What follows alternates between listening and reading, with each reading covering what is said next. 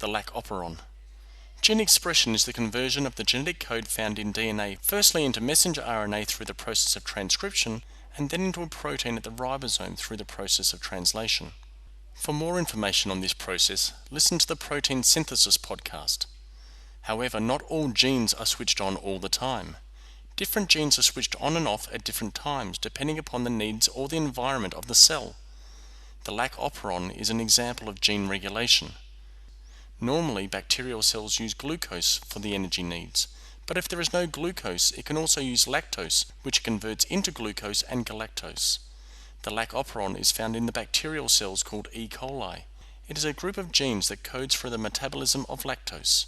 An operon has many parts, all with different functions. Firstly, there is a regulator gene that manufactures the repressor molecule.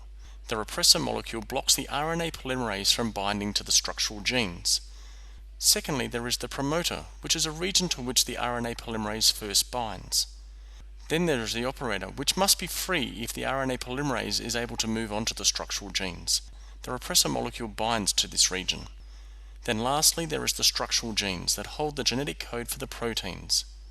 There are 3 in this case. So the first situation is when there is no lactose in the environment.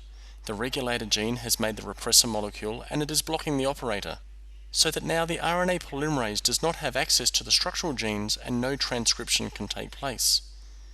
If lactose does become available, then a form of lactose called allolactose binds to the repressor molecule. This changes the shape of the repressor molecule so it can no longer bind to the operator. So now the RNA polymerase is free to bind to the structural genes and create the enzymes necessary to convert the lactose into an energy source. When lactose is no longer available, the repressor molecule converts back to its original form and it again blocks the operator, preventing transcription. Thank you.